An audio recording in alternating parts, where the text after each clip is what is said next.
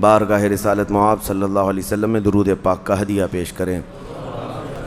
اللہم صلی علی سیدنا و مولانا محمد معدن الجود والکرم وآلہ واصحابہ الکرام وابنہ الکریم وبارک وسلم صلاۃ دائمۃ سرمدا ابدا۔ آج رمضان المبارکہ کا یہ آخری جمعہ ہے جس کو جمعۃ الوداع بھی کہا گیا۔ اس جمعہ کی بڑی فضیلت ہے اور اہمیت ہے۔ یہ مسلمانوں کی ہیبت اور مسلمانوں کی عظمت و شان کا مظہر ہے، اور پہلے سے بزرگوں میں اس کے اہتمام کا اور اس جمعہ کے خاص اہتمام کا ذکر ملتا آیا ہے۔ نبی اقدس صلی اللہ تعالیٰ علیہ وسلم اور ان کے صحابہ اور ان کے بعد امت کے اکابرین نے اس جمعہ کا بڑا اہتمام کیا۔ روایتوں میں یہ ملتا ہے کہ پورے رمضان المبارکہ میں جتنی رحمتیں روزانہ اترتی تھیں وہ ساری رحمتیں آج کے دن اللہ اتارتا ہے، اتنی برابر۔ اور نبی اکرم صلی اللہ علیہ وسلم کی ایک حدیث میں یہ بھی ہے کہ اس کی ساعتیں یعنی دن اور رات ملا کر 24 گھنٹے ہوتے ہیں، ان میں سے کوئی گھنٹہ ایسا نہیں ہے جس میں ہر لمحے اللہ کریم 6 لاکھ لوگوں کو جہنم سے آزاد فرماتا ہے۔ ہر لمحہ اس ماہ مبارکہ کے اس آخری جمعہ میں کاش ہمارا نام بھی وہ آزاد ہونے والوں میں شامل ہو جائے۔ عزیزان گرامی اوقات، ایک روایت یہ بھی ہے کہ آج اللہ کے فرشتے زمین پر اترتے ہیں اور مومنین سے مصافحہ کرتے ہیں، اور شام ہونے تک، افطار تک فرشتے ان کی مغفرت کی دعا کرتے رہتے ہیں۔ اللہ کریم میں جس مومن سے ملاقات کیا اس کی تو مغفرت فرما دے، تو اللہ تبارک و تعالیٰ فرشتوں کی سفارش پر ان کی مغفرت کا عام اعلان بھی فرماتا ہے۔ یہ آج کے دنوں کی بڑی خصوصیت ہے، اس لیے اس کا اہتمام بھی کرتے ہیں۔ اور ویسے دنیا بھر میں خصوصیت کے ساتھ آج کے دن کو یوم القدس کے نام سے منایا جاتا ہے۔ یوم القدس کا مطلب کیا ہے؟ رمضان کے آخری جمعہ کو بیت المقدس مسجد اقصیٰ کے تحفظ کی یادگاری کے لیے امت میں اس کو مشہور کر دیا گیا کہ کم از کم امت میں نئے بچوں کو، نئے جوانوں کو، نئی جنریشن کو یہ پتہ لگے کہ بیت المقدس کیا ہے، مسجد اقصیٰ کیا ہے، ورنہ تو یہ قوم بھول جائے گی۔ یہ دھیرے دھیرے ان کے ذہنوں سے ساری چیزیں ختم ہو جاتی ہیں۔ یہاں ہمارے ملک میں رہتے ہوئے اب نئے بچوں سے پوچھیں تو بابری مسجد انہیں نہیں معلوم۔ پرانے لوگ جانتے ہیں جن کے سامنے حادثے ہوئے ہیں، لیکن جو نئے لوگ دنیا میں آتے ہیں یا جوان ہوتے رہتے ہیں تو ان تمام چیزوں سے وہ واقف نہیں ہو پاتے۔ تو یہ علماء کی ذمہ داری ہے اور بڑوں کی یہ ذمہ داری ہے کہ یہ معلومات منتقل کرتے رہیں اپنی جنریشن میں۔ آج یوم القدس کے طور پر دنیا بھر میں اس لیے منایا جا رہا ہے کہ بیت المقدس مسجد اقصیٰ کی حفاظت کا ایک عظیم منصب اور ایک عظیم مفہوم بچوں کے ذہن میں منتقل کیا جائے۔ کیا خبر کہ یہ جو نونہال ہیں، چھوٹے بچے ہیں، ہمارے ہاں آس پاس رہتے ہیں، کیا پتہ ان میں سے کون صلاح الدین بن کر کھڑا ہونے والا ہے۔ صلاح الدین کوئی آسمان سے آنے والے اور زمین سے نکلنے والے مجاہد کا نام نہیں تھا، وہ بھی اسی طرح سے پرورش پانے والے کسی محلے بستی میں رہتے تھے۔ اور صلاح الدین ایوبی نے ان حالات کا سامنا کیا تھا جب عیسائیوں نے بیت المقدس پر زبردستی قبضہ جمایا ہوا تھا، جبکہ حضرت عمر فاروق رضی اللہ تعالیٰ عنہ کے زمانے سے لے کر تقریباً 400 سال تک بیت المقدس پر اذانیں ہوتی رہیں، نمازیں ہوتی رہیں، اور صرف ان عیسائیوں کو وہاں آنے کی عام اجازت دی گئی تھی فاطمی دور میں۔ ویسے اگر میں تاریخ بتاؤں تو بیت المقدس روئے زمین پر یہ تیسرا اہم مرکز ہے مسلمانوں کا۔ حرم کعبہ اور مسجد نبوی کے بعد تیسرا حرم مسجد اقصیٰ ہے، بیت المقدس ہے۔ اور ویسے اس کے انعقاد اور زمین پر اس کے پائے جانے کی تاریخ تو بہت پرانی ہے۔ فرمایا گیا اللہ تعالیٰ نے روئے زمین پر سب سے پہلے خانہ کعبہ کو بنوایا، وہ فرشتوں نے اس کی تعمیر کی۔ تو مکہ مکرمہ میں خانہ کعبہ بنانے کے صرف 40 سال کے بعد یہ فلسطین میں بیت المقدس کو فرشتوں نے تعمیر کیا۔ سب سے پہلے وہ جگہ فرشتوں نے اس کو مقدس بنائی۔ تو اس زمانے سے آدم علیہ الصلوۃ والتسلیم کے زمانے سے یہ بیت المقدس کا علاقہ مقدس ہی رہا، اور اس کو ارض المقدس کہا جاتا ہے آج بھی عربی میں۔ پھر انبیاء اکرام علیہم السلام آتے رہے اور اکثر انبیاء اکرام علیہم السلام کی عبادت گاہ رہی۔ بنی اسرائیل کے تقریباً انبیاء اکرام بیت المقدس کو ہی اپنا مسکن بنائے ہوئے تھے، اپنا وطن بنائے ہوئے تھے۔ کتنے انبیاء اکرام کا ذکر کروں، تقریباً 30,000 انبیاء اکرام آج بیت المقدس کے ارد گرد دفن ہیں۔ 30,000 انبیاء اکرام علیہ السلام۔ اور اولو العزم پیغمبروں میں حضرت سیدنا ابراہیم علیہ السلام وہیں پر ہیں، آپ کے بیٹے حضرت اسحاق علیہ السلام وہیں ہیں، ان کے بیٹے حضرت یعقوب علیہ السلام وہیں ہیں، پھر موسیٰ علیہ السلام وہیں ہیں، اور اس کے علاوہ زکریہ علیہ السلام، داؤد علیہ السلام، سلیمان علیہ السلام، جلیل القدر انبیاء کرام سب بیت المقدس میں ہیں۔ تو یہ بیت المقدس اس لیے بھی اہمیت کا حامل ہے کہ مسلمانوں سے پہلے یعنی انبیاء کرام علیہ السلام کے دور میں یہ مرکز رہا، قبلہ رہا اکثر امتوں کا۔ تو یہودی جو ہے چونکہ ان انبیاء کرام کے فالوورز میں آتے ہیں، حضرت ابراہیم علیہ السلام کے، حضرت اسحاق اور حضرت یعقوب علیہ السلام کے، تو ان کے لیے بھی یہ مقدس تھا۔ اور پھر مزے کی بات یہ ہے کہ حضرت بی بی مریم کی ساری تربیت جو ہے بیت المقدس کے اندر ہوئی، جیسے کہ آپ نے تفسیر میں سماعت کیا ہوگا۔ اور پھر جب وہ جوان ہوئی تو حضرت عیسیٰ علیہ السلام کی ولادت بھی بیت المقدس سے قریب میں ہوئی ہے۔ حضرت عیسیٰ علیہ السلام پیدا وہاں ہوئے، اور حضرت عیسیٰ علیہ السلام نے بھی تبلیغ کا مرکز اسی کو بنایا، بیت المقدس کو بنایا۔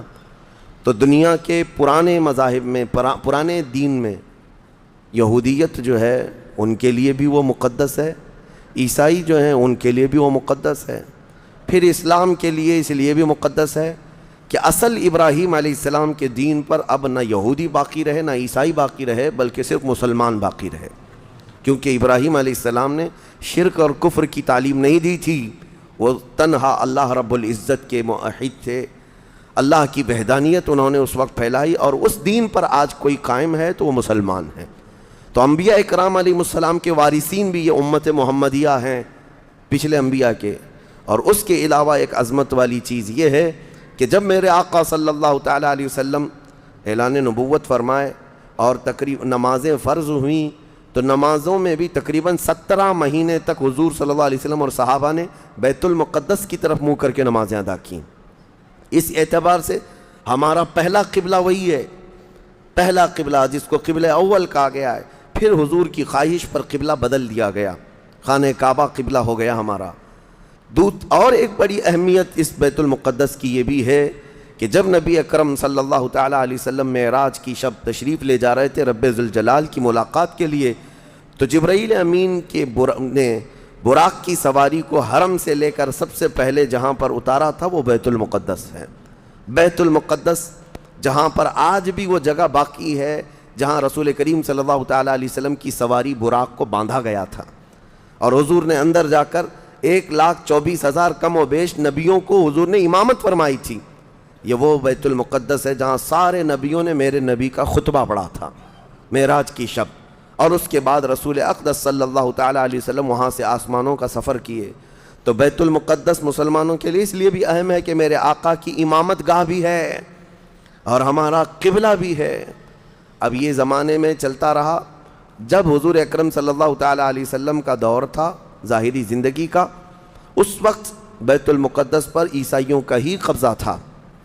ہم یہ بتاتے ہیں عیسائیوں کا، لیکن عیسائیوں نے کہاں سے قبضہ کیا تھا؟ وہ تو یہودیوں سے حاصل کیا تھا، یہودیوں کو مارتے تھے۔ اتنی خطرناک جنگیں ہوتی تھیں عیسائیوں میں اور یہودیوں میں کہ بیت المقدس میں خون خرابہ یہ آج کی تاریخ نہیں ہے، بہت پرانی تاریخ ہے۔ ٹائٹس نام کا ایک عیسائی بادشاہ جس نے پورے بیت المقدس کی اینٹ سے اینٹ بجا دی تھی، اور اس نے جتنے یہودی وہاں پر آباد تھے سب کو قتل کروا دیا تھا۔ پھر عیسائیوں کا قبضہ ہوا تھا، کتنے بڑے بڑے عیسائی بادشاہ آئے اور انہوں نے وہاں پر سوائے ظلم کے اور کچھ نہیں کیا بیت المقدس میں۔ یہ تو ان کی تاریخ چلتی تھی عیسائیوں کی، یہودیوں کی۔ یہودیوں سے کئی مرتبہ بیت المقدس لے لیا گیا اور عیسائی جھنڈا وہاں لہرایا گیا، کئی 100 سال تک۔ عیسائیوں نے یہودیوں کا داخلہ بھی بند کر رکھا تھا کہ کوئی یہودی پھٹکنے بھی نہ پائے۔ بیت المقدس تو چھوڑیں، یروشلم میں، فلسطین میں کسی یہودی کی انٹری نہیں تھی۔ عیسائیوں کا جب غلبہ تھا تو یہ کئی زمانے تک چلتا رہا۔ اصل یہاں پر کیا تھا وہ میں آپ کو بتا دوں. یہ بیت المقدس کا مسئلہ آپ کو سمجھنا اس لیے بھی ضروری ہے کہ آج پوری دنیا میں یہ ایک سب سے بڑا ایشو کیوں ہے. اس کی بنیاد یہ ہے کہ حضرت آدم علیہ السلام کے بعد سے وہ جگہ مقدس تھی، فرشتوں کی تعمیر کی ہوئی، لیکن جب حضرت داؤد علیہ السلام تشریف لائے تو آپ نے، چونکہ آپ کی حکومت تھی اس وقت، آپ بادشاہ تھے، آپ نے ایک مسجد تعمیر کرنے کا حکم دیا، لیکن آپ کے زمانے میں وہ کام نہ ہو سکا. تو اپنے بیٹے حضرت سلیمان علیہ السلام کو انہوں نے حکم دیا. سلیمان علیہ السلام بادشاہ بھی ہوئے اور داؤد علیہ السلام کی کرسی پر بھی فائز ہوئے، اور وہ نبی بھی تھے، رسول بھی تھے، امت بھی تھی آپ کی. اور سلیمان علیہ السلام کو تو اللہ تعالیٰ نے ایسی طاقت دی تھی کہ وہ ہواؤں پر بھی حکومت کرتے اور جنات پر بھی حکومت کرتے. تو سلیمان علیہ السلام نے کام شروع کیا. یہ وہ جگہ تھی جہاں موسیٰ علیہ السلام عبادت کیا کرتے تھے. اس جگہ پر سلیمان علیہ السلام نے ایک مسجد بنانے کا حکم دیا اور یہ جنات بنانا شروع کرتے ہیں. اس کا ذکر قرآن پاک میں بھی موجود ہے. حضرت سلیمان علیہ السلام نے جب پورا ڈیزائن دیا کہ اس طرح سے بننا ہے تو پھر جنات تعمیر کرتے رہے، جنات تعمیر کرتے رہے، اور جنات اتنا خوف کھاتے تھے سلیمان علیہ السلام سے کہ وہ ایک لمحہ بھی حضرت سلیمان علیہ السلام سے غافل نہیں ہوتے یا حکم عدولی نہیں کرتے. ہوا یہ کہ کام ابھی کمپلیٹ نہیں ہوا تھا کہ سلیمان علیہ السلام کا انتقال ہوا. تو جنات بھاگ جاتے، لیکن اللہ کی مصلحت، حضرت سلیمان علیہ السلام لکڑی لے کر یوں کھڑے رہتے تھے، اپنا عصا لے کر کے کھڑے رہتے تھے اور کام دیکھتے رہتے تھے. جب تک سلیمان علیہ السلام کھڑے ہیں تیزی سے جنات بڑے بڑے پتھر لاتے تعمیر کرتے رہتے تھے. انتقال ہوا سلیمان علیہ السلام کا اور آپ ایسے ہی کھڑے رہ گئے. آپ کے کھڑے کھڑے وفات ہوئی ہے. اور اس طرح سلیمان علیہ السلام کی وفات کو سالوں گزر گئے، لیکن آپ وہاں سے ہٹے نہیں کیونکہ کام چل رہا تھا. قرآن میں ہے، اللہ تعالیٰ فرماتا ہے جب لکڑی کو دیمک کھا گئی، کتنے سال گزر گئے ہوں گے. حضرت سلیمان علیہ السلام یوں ہی کھڑے تھے. اور عام دوسرے لوگوں کی موت تو چھوڑو، نیند میں کھڑا ہو کر کے دکھائے. وہ اللہ کے نبی تھے کہ انتقال کے بعد بھی وہ کھڑے رہے. روایتوں میں کئی سالوں تک، 10 سالوں تک آپ کھڑے رہے. اور اس کے بعد دیمک کھا گئی لکڑی کو تو لکڑی ٹوٹ گئی. تب سلیمان علیہ السلام زمین پر آ گرے. جنات اسی وقت جان گئے کہ یہ تو انتقال کر گئے ہیں. تب تک بیت المقدس کا کام کمپلیٹ ہو گیا تھا، جنات بھاگ گئے سب. یہ تعمیر، اس کو اصل میں بیت المقدس نہیں کہا جاتا تھا اس وقت، یہ ہیکل سلیمانی، یہ یہودیوں کے عقیدے کے اعتبار سے فرسٹ ٹیمپل ہے، پہلا مندر یا پہلی مسجد جو بھی ہے مقدس تھی. یہ ہیکل سلیمانی جو سلیمان علیہ السلام نے جنات سے بنایا تھا، اور سلیمان علیہ السلام کی کرسی جہاں لگتی تھی اس وقت حضرت سلیمان علیہ السلام نے جنات اور سرکش لوگوں سے اور جادوگر لوگوں سے سب چیزیں جادو کی چھین کر اپنی کرسی کے نیچے دفن کر دیا تھا. سب ختم کیا تھا کہ کوئی جادو ٹونا یہ سب چیزیں نہ ہوں، کیونکہ یہودی جادو کے پیچھے بہت بھاگتے تھے، صرف جادو میں ہی دن رات. آپ نے سب دفن کیا اور اس کے بعد آپ کے انتقال کے بعد سالوں بیتے اور اسی طرح سے رہے. لیکن پھر یہ ہیکل سلیمانی کو ایک بادشاہ آیا جو عراق کا رہنے والا تھا، اس کی یہودیوں سے دشمنی تھی. اس نے ایسا حملہ کیا کہ پورے ہیکل کو توڑ ڈالا. یعنی جو جنات کا بنایا ہوا تھا اس کو مکمل طور سے مسمار کر دیا. ایک دیوار باقی رہ گئی، ایک دیوار باقی رہ گئی جہاں جا کر کے آج یہ یہودی روتے ہیں. دیوار گریا اس کو کہتے ہیں. وہ اس زمانے کی ایک باقی رہ گئی، باقی پورا ہیکل گرا دیا. زمانہ بیت گیا، یہودی اس بات پر روتے رہے کہ ان کو مارا گیا، قتل کیا گیا. پھر عیسائیوں کا اس پر قبضہ رہا. پھر عیسائیوں سے یہودیوں نے ایک بار پھر حاصل کیا. پھر دوبارہ یہ ٹائٹس کے زمانے میں عیسائیوں نے مار کر کے پورے یہودیوں کو خون خون کر دیا. اور پھر بیت المقدس کچھ نہیں تھا، ایک دیوار تھی، ایک دوسری وہاں پر ایک چھوٹی سی عمارت بنائی گئی. اس عمارت کو یہ سیکنڈ ٹیمپل کہتے ہیں. سیکنڈ ٹیمپل یہ دوسرا مندر، اور اسی کو عبادت گاہ بنا کر چلتے رہے. زمانہ بیتا یہاں تک کہ حضور صلی اللہ تعالیٰ علیہ وسلم کی نبوت کا اعلان ہوا. پھر اس کے بعد 23 سال گزرے. پھر آپ کی وفات کے بعد صدیق اکبر کا زمانہ آیا. پھر سیدنا عمر فاروق کا زمانہ آیا. تقریباً یہ 26-28 ہجری کی بات ہے.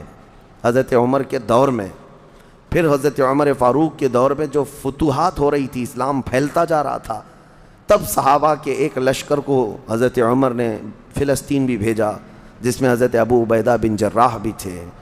تو ان صحابہ نے اس چھوٹے سے لشکر کو لے کر فلسطین کا معرکہ ایسا سر کیا کہ یہ عیسائی سب جان چکے تھے حالات کیا چل رہے ہیں، سیرنڈر ہو گئے اور کہا ہم جو ہے یہ بیت المقدس کی ساری چابیاں آپ کے حوالے کرتے ہیں، لیکن ایک شرط ہے کہ ہم آپ کے ہاتھ میں نہیں دیں گے بلکہ مسلمانوں کے امیر المومنین کے ہاتھ میں دیں گے، وہ آئیں ہمارے پاس۔ تو وہاں جو صحابہ تھے انہوں نے خط لکھ کر بھیجا حضرت عمر کو، حضرت عمر مدینے میں تھے، کہا ٹھیک ہے میں آ رہا ہوں۔ قبلہ اول مسلمانوں کے ہاتھ میں تھا، بیت المقدس آ رہا تھا، سیدنا عمر فاروق مدینے سے چل پڑے، ایک غلام کے ساتھ نکلیں اور ایک سواری ہے، ایک خچر ہے، اور دونوں بھی کس انداز سے جا رہے ہیں، ایسا امیر المومنین جس کے رعب سے قیصر و کسریٰ کانپتے تھے، لڑائی کی کسی کے اندر مجال نہیں تھی، وہ ایک خچر کے سواری پر اتنا لمبا سفر طے کر رہے ہیں، وہ بھی غلام سے یہ طے کر رکھا ہے 1 میل میں بیٹھوں گا 1 میل تو بیٹھنا، ہاں تو رسی پکڑ کے چلے گا 1 میل تک، اور اس کے بعد جب تو بیٹھے گا تو میں رسی پکڑ کے چلوں گا 1 میل تک، اس طرح سے تو سفر طے کیا۔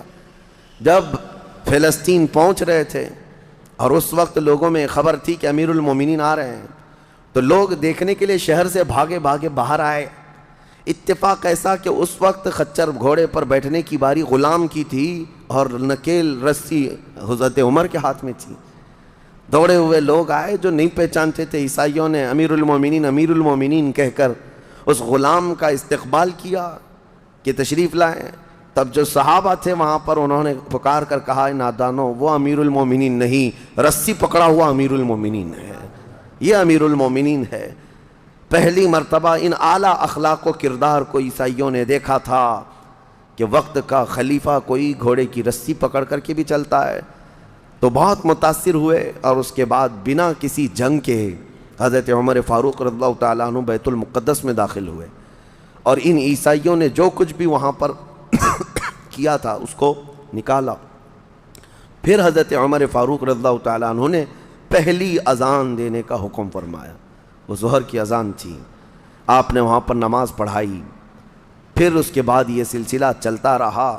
اب اس میں تفصیل ہے، عیسائیوں کو اسی طرح ہم بھی بھگاتے، مسلمان بھی بھگاتے، جیسے یہ یہودیوں کو بھگاتے تھے، تو انہیں آج بولنا چاہیے تھا کہ مسلمانوں نے زبردستی قبضہ کیا۔ حضرت عمر فاروق کا عام اعلان تھا کہ جو یہاں پر رہنا چاہے اس کے لیے کھلی آزادی ہے، حتیٰ کہ عیسائیوں کا چرچ بھی تھا پرانا، حضرت عمر نے کہا اس کو توڑا نہ جائے، اس میں عبادت جو ہوتی ہے ان کو اپنی عبادت کرنے دیا جائے۔ حضرت عمر چاہتے تو اینٹ سے اینٹ بجا دیتے، نکال کر صاف کر دیتے، لیکن آپ نے کھلی اجازت دی، اور عیسائی ویسے ہی باقی رہے۔ 400 سال تک یہ سلسلہ چلتا رہا۔ پھر فاطمی دور آیا، یعنی بنو عباس کی خلافت ختم ہوئی، فاطمیوں کا غلغلہ تھا، انہوں نے خلافت سنبھالی لیکن وہ مضبوط نہیں تھے، کمزور خلیفہ آئے، جس کی وجہ سے صلیبی طاقتیں جتنی بھی تھیں سب آ کر کے اس خلیفہ پر قبضہ جما لیا، اور بیت المقدس میں اجازت پہلے مانگ لی کہ ہمیں آنے جانے کی اجازت دی جائے۔ جب آنے جانے کی اجازت مل گئی تو پورے علاقے پر زبردستی غاصب قبضہ کر کے وہاں سے سارے مسلمانوں کو ختم کر دیا، بہت مسلمانوں کا قتل کیا۔ فلسطین کی سرزمین یہودیوں کے قتل سے بھی بھری ہے، مسلمانوں کے قتل سے بھی بھری ہے، اور یہودیوں نے عیسائیوں کا بھی قتل کیا ہے، لیکن مسلمانوں کا قتل عام کر کے یہ زبردستی فائز ہوئے ہیں کس پہ؟ بیت المقدس پر۔ یہ قبضہ جو ہے 87 ایئرز تک چلتا رہا، 87 سال تک۔ یہ اس وقت کا المیہ تھا کہ مسلمان خلیفے تھے، گورنر تھے، بہت سارے حکمران تھے، رونا روتے تھے لیکن کوئی آگے بڑھنے کو تیار نہیں تھا۔ کردستان کا ایک شہزادہ صلاح الدین ایوبی جو نور الدین زنگی کے شاگرد تھے اور ان کی فوج کے سپاہی تھے، ان کو یہ روزانہ خبریں تھی کہ بیت المقدس میں سب کچھ اجاڑ دیا گیا ہے، مسلمانوں کی اذان بند ہے، وہاں نہ جمعہ کا خطبہ ہو سکتا ہے، نہ ہی عبادت کے لیے وہاں پر نماز پڑھی جا سکتی ہے۔ ایک دن گزر رہے تھے، انہوں نے ایک لکڑی کا ممبر بنوایا اور پھر عزم کر لیا کہ یہ ممبر میں بیت المقدس میں رکھ کر کے رہوں گا اور اس سے خطبہ دیا جائے گا۔ وہ ان کا عزم تھا، اور اس پر لے کر کے چلتے رہے. تقریباً آپ نے 17 جنگیں لڑی ہیں، 17 جنگیں لڑی. اور صلاح الدین ایوبی کو جو درپیش مسائل تھے وہ کہا گیا ہے کہ پہلے تو انہوں نے جو روڈ میپ بنایا تھا اس حساب سے ان کو 2 سال کے اندر یہ جنگوں میں فتح کر لینا تھا. 2 سے 4 سال کے اندر ان کے دماغ میں یہ تھا کہ بیت المقدس کو میں حاصل کر لوں گا. لیکن فرماتے ہیں کہ اپنوں کی مخالفت اتنی تھی، جگہ جگہ سے کوئی مسلمان بیٹھا ہوا ہے، نواب بیٹھا ہے، کہیں کوئی کسی چھوٹے علاقے کا خلیفہ، کوئی گورنر، سب پکڑ پکڑ کر کے ان کی ٹانگ کھینچیں، ان کے فوجیوں میں ورغلائیں اور الگ الگ وسوسے ڈالیں، جس کی وجہ سے پہلے اپنوں سے بھڑتے بھڑتے آپ کو 18 سال لگ گئے. بیت المقدس پھر پہنچے، صلیبیوں سے معرکہ آرائیاں ہوتی رہیں. پھر وہ 87 سال کے بعد صلاح الدین ایوبی نے دوبارہ بیت المقدس کو ان عیسائیوں سے پاک کیا اور آپ نے وہ منبر وہاں پر لگایا اور تاریخی خطبہ عطا کیا تھا. اس کے بعد وہ بیمار ہو گئے صلاح الدین ایوبی رحمۃ اللہ تعالیٰ علیہ. 17 جنگیں جس نے لڑیں، اور عیسائی آج بھی صلاح الدین کے نام سے ڈرتے ہیں اور بہت سارے تعریف بھی کرتے ہیں کہ ایسا جرنیل ہم نے دیکھا ہی نہیں دنیا میں صلاح الدین ایوبی کی طرح. وہ خون کا پیاسا نہیں تھا، وہ امن کا پیاسا تھا. کتنے تو قیدی ایسے آتے تھے جن کو وہ صرف ایگریمنٹ کر کے آزاد کر دیتا. عیسائی اس بات پر آج بھی اقرار کرتے ہیں کہ جنگوں میں قید جو ہونے والے کو کوئی چھوڑتا نہیں ہے، لیکن صلاح الدین ایوبی ایک نہیں لاکھوں لوگوں کو آزاد کیا ہے. 1000 بھی نہیں، لاکھوں لوگوں کو آزاد کیا ہے. صلاح الدین ایوبی رحمۃ اللہ تعالیٰ علیہ، اللہ ان کی تربت پر کروڑوں رحمتیں نازل فرمائے. حیرت کی بات یہ ہے کہ ان کا آخری وقت آیا تو رونے لگے، بستر پر رو رہے تھے. لوگوں نے پوچھا کہ کیا بات ہے؟ صلاح الدین ایوبی کہتے ہیں میں نے منت مانگی تھی اللہ سے کہ اللہ بیت المقدس فتح ہو جائے تو میں حج پہ جاؤں گا. کہا تو پھر کیا ہوا؟ کہا میرے پاس اتنے پیسے نہیں ہیں کہ میں حج کر سکوں. یہ وقت کا وہ عادل حکمران جس کی تاریخ عدل سے بھری ہوئی ہے، لیکن یہ بھی تاریخ ہے کہ مال لوٹ کر کے اگر اپنا محل بنایا ہوتا تو صلاح الدین کے بہت سارے آج محلات ہوتے. لیکن وہ آخر وقت بستر پر اس غم سے رو رہے تھے کہ میرے پاس حج پہ جانے کے لیے پیسے نہیں ہیں. جس کے زیر نگیں کتنے علاقے آتے تھے اس وقت، بہت سارے علاقوں کا وہ خلیفہ.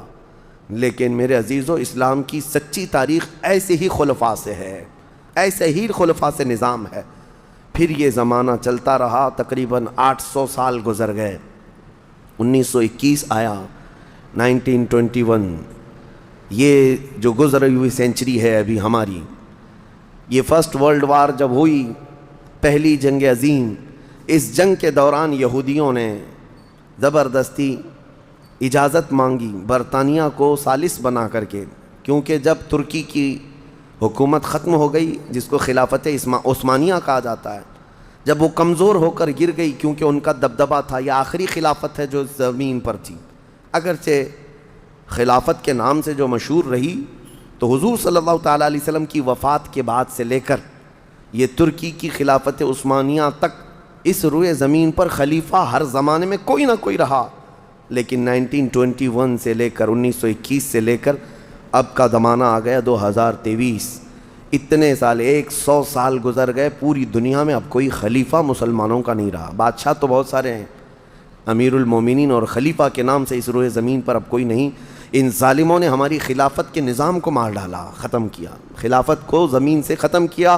اب لوگوں کو نیا لگتا ہے کہ خلافت کا مطلب کیا ہے. خلافت ایک نظام ہے، پورا نظام ہے.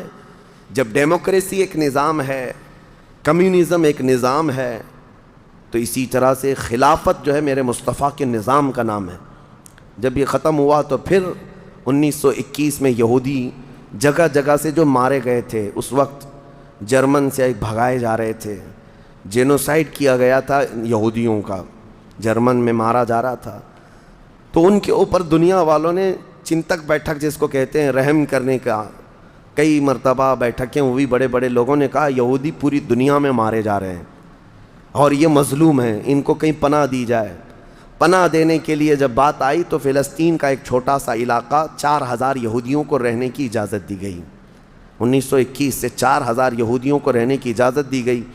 اور پھر جب وہ 4000 یہودی رہے تو بڑھتے بڑھتے دنیا بھر سے لوگ ہجرت کر کے یہودی وہاں جاتے رہے اور تقریباً 1947 جب ہمارے ہاں آزادی کا مسئلہ چل رہا تھا تب تک یہودی جو ہے لاکھوں کی تعداد میں وہاں جمع ہو چکے تھے، اور جمع ہو کر کے ان لوگوں نے، اور اسی وقت ہٹلر کا دور بھی ختم ہوا تھا اور ہٹلر نے ان کو بہت مارا تھا، جس کو ہولوکاسٹ کہا جاتا ہے، اور بہت زیادہ ظلم کیا تھا. تو یہ سب بھاگ کر کے فلسطین میں جمع ہوئے اور پھر ایک ایگریمنٹ سائن کروا لیا گیا دنیا کی بڑی بڑی طاقتوں سے کہ یہ اسرائیل ایک کنٹری ہے. فلسطین کو 2 حصوں میں بانٹ دیا گیا، آدھا عربوں میں آدھا یہودیوں میں. فلسطین کے 2 حصے کر دیے، تو آدھا یہودیوں کو ملا تو ٹھیک ہے، لیکن اس کے غصے میں عربوں میں جنگ شروع ہوئی 1948 کے بعد. پھر جنگوں کا آغاز ہو گیا. جارڈن، سیریا، مصر، ان لوگوں نے اسرائیل کے ساتھ، انہوں نے نئی کنٹری کا نام اسرائیل رکھا تھا، جنگ کیا. جب جنگ کرتے رہے اسرائیل اپنے پیر پھیلاتا رہا اور آگے بڑھتا رہا، کیونکہ اس وقت ان عربوں کے اندر یا جدید ہتھیار نہیں تھے. اسرائیل کو فلی طور پر امریکہ کا سپورٹ تھا، UK کا سپورٹ تھا، یورپ کا سپورٹ تھا. ان تینوں ملکوں کے ساتھ بڑی خوفناک جنگوں میں ان کو پیچھے ڈھکیل دیا گیا، بلکہ جو صحرائے سینا تھا مصر کا وہ بھی اسرائیل نے قبضہ کر لیا. طور سینا جس کو کہتے ہیں، کوہ طور، وہ بھی ان کے لیے مقدس تھا، وہ بھی حاصل کر لیا. پھر اس کے بعد دوسری جنگ بھی ہوئی تھی مصر کی، تب مصر نے وہ علاقہ واپس لیا اور اسرائیل کو سمیٹنے کی کوشش کرتے رہے. 3 بڑی جنگوں میں ہوا یہ کہ جب جنگ ہوتی رہی اسرائیل پھیلتا رہا. پھر 1978 کے قریب یا 75 کے آس پاس اسرائیل نے پورے طور پر فلسطین کا کنٹرول اپنے ہاتھ میں لے لیا، جس میں بیت المقدس بھی چلا گیا. یہ ہے تاریخ میں آدم علیہ السلام کے زمانے سے لے کر یہاں تک کی بتا رہا ہوں، مختصر جھلکیاں. اس کے بعد سے یہودیوں نے بیت المقدس کا کنٹرول اپنے ہاتھ میں لیا، حالانکہ UN کا یہ فیصلہ ہے کہ پورے اسرائیل کو یہ خاص طور پر تنبیہ کی گئی ہے کہ صرف مسجد اقصیٰ جو بیت المقدس ہے اس کا کنٹرول اور اس کا مینجمنٹ، اس کے انتظامات یہودیوں کے ہاتھ میں بھی نہیں رہیں گے اور وہاں کے فلسطینی مسلمانوں کے ہاتھ میں بھی نہیں رہیں گے. یہ جارڈن کی حکومت کو دیا گیا ہے. جارڈن کی حکومت جس کو کسٹوڈین آف یہ کہا جاتا ہے بیت المقدس، وہ اس کے انتظام دیکھتی ہے، لیکن برائے نام ہے. یہودیوں نے دھجیاں اڑا رکھی ہیں پورے دنیا بھر کے قوانین کی.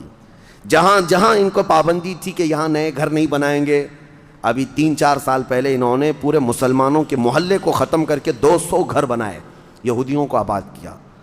برسوں سے یہاں جو مسلمان تھے، ابھی آپ جا کر کے کبھی دیکھیں یروشلم، بیت اللحم جو بیت المقدس کے آس پاس کے علاقے، رام اللہ، 40 سال 45 سال ہو گئے دکانوں کو تالے لگے ہوئے ہیں، جالے لگے ہوئے ہیں، لیکن کھولنے کی اجازت نہیں ہے. اتنی پرانے وقت سے دکانیں بند ہیں.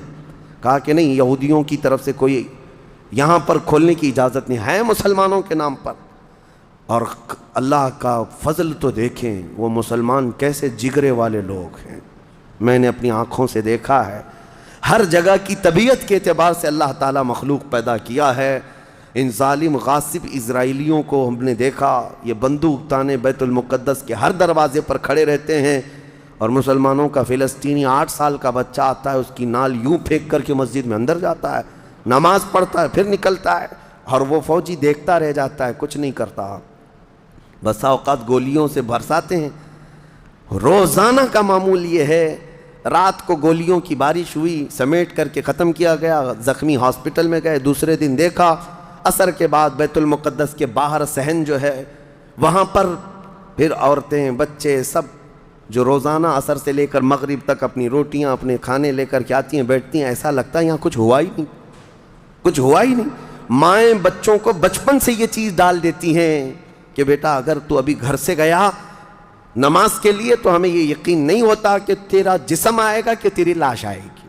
ہر ماں کا یہ وہاں پر جذبہ ہے، اور یہ حدیث پاک میں موجود ہے. میرے آقا صلی اللہ علیہ وسلم نے فرمایا، لا تزال طائفۃ من امتی، میری امت میں سے ایک جماعت ایسی رہے گی جو قیامت تک حق کے لیے لڑتی رہے گی، اور اللہ ان کا ناصر و مددگار ہوگا.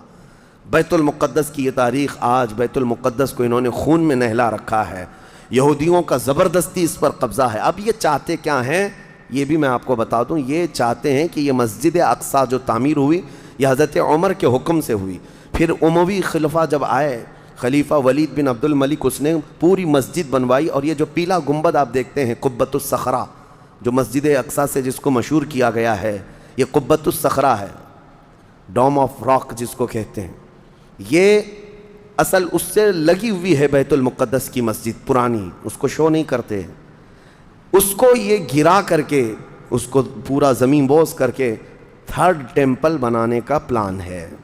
ان کو یہ چاہیے کہ حضرت داؤد علیہ السلام کے زمانے میں جو کام شروع ہوا تھا، سلیمان علیہ السلام نے جو مندر بنایا تھا، جو ٹیمپل بنایا تھا، ہم اس کو اسی جگہ تعمیر کریں گے۔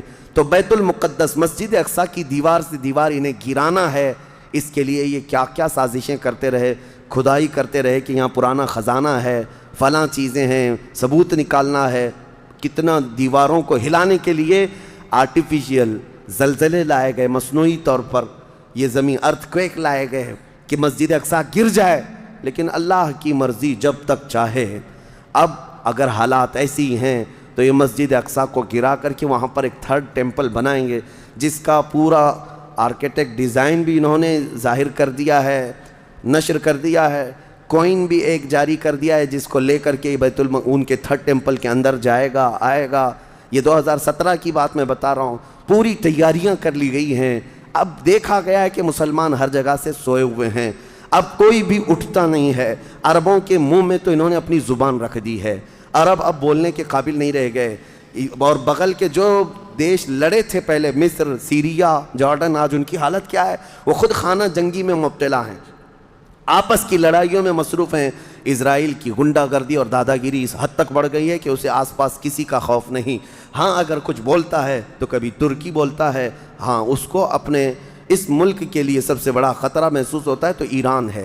ایران کو اس نے سعودی سے ایسا لڑا کر کے رکھا ہے کہ وہ آپس میں جنگیں کرتے رہیں، اسی لیے ابھی ایران اور سعودی کا پیس معاہدہ ہوا، ایگریمنٹ ہوا، تو سب سے پہلے نیند حرام ہو رہی ہے اسرائیل کی کہ یہ اگر دوست ہو گئے تو میرا کیا ہوگا، میری حفاظت کیا ہوگی۔